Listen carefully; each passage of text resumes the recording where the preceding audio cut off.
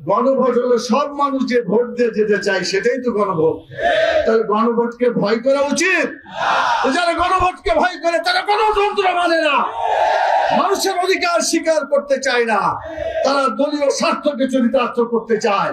সারা দুনিয়াতে যারা খুন করে, খুনি লোক থাকে, এই খুনিদেরকে পৃথিবীতে বাঁচার কোন সুযোগ দেওয়া যায় না। আল্লাহ তাআলা কোরআন মাজিদে বলেছেন, অন্যায় ভাবে যদি কেউ হত্যা করে তাহলে তাকে তোমরা হত্যা করো।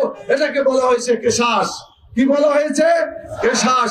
এই কিসাসের আইন কোরআন দিয়েছে, এই আইন বাংলাদেশে চালু করতে হবে, তাহলে বাংলাদেশে আর কোনো অন্যায় খুনের ঘটনা ঘটতে পারবে না। আমরা চেয়েছি বাংলাদেশ একটা সুন্দর দেশে পরিণত হোক, যেখানে মানুষ তার নিজের ভোট নিজে দিবে এবং যাকে খুশি তাকে দিবে। তারা অতীতে যেটা করেছিল, আমার ভোট আমি দেবো, অন্যের ভোটও সে দিব, অপরের ভোটও তারা দিবে, এই অধিকার তারা নিয়েছিল। প্রিয় ভাইরা, এই অধিকার যাতে আর না থাকতে পারে, নিজের ভোট আমরা নিজে দিতে পারি এবং যোগ্য লোককে দিতে পারি, সে অবস্থা নিতে হবে। সেই জন্য আমরা 5 দফা দাবি করেছি।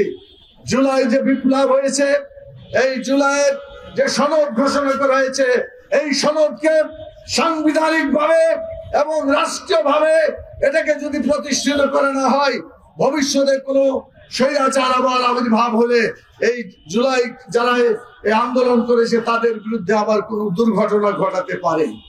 সেই জন্য আমরা বলতে চাই, অনতি বিলম্বে নভেম্বরের মধ্যে আমরা চেয়েছি এটা করতে হবে।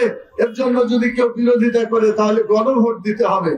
আমি আপনাদের জিজ্ঞেস করতে চাই, গণভোট হলো সব মানুষ যে ভোট দিয়ে যেতে চায়, সেটাই তো গণভোট। তাহলে গণভোটকে ভয় করা উচিত? যারা গণভোটকে ভয় করে তারা গণতন্ত্র মানে না, মানুষের অধিকার স্বীকার করতে চায় না, তারা দলীয় স্বার্থকে চরিতার্থ করতে চায়।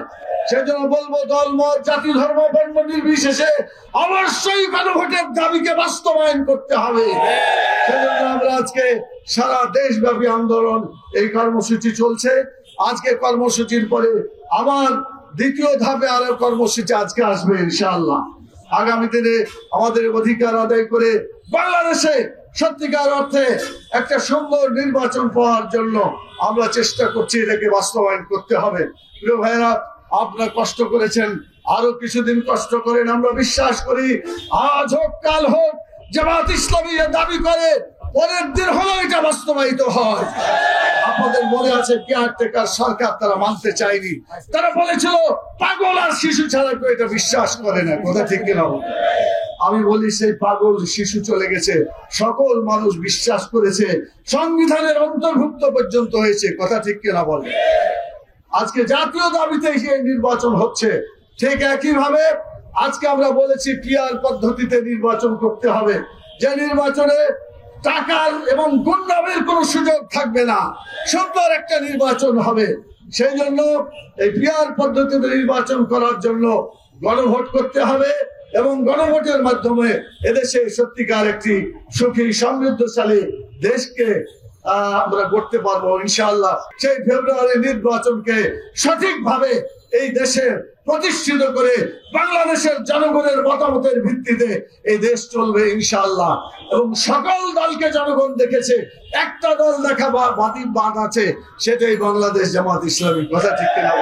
এই জন্য আজকে স্লোগান হবে, সকল দল দেখা শেষ, আগামী দিনে ইসলামের বাংলাদেশ।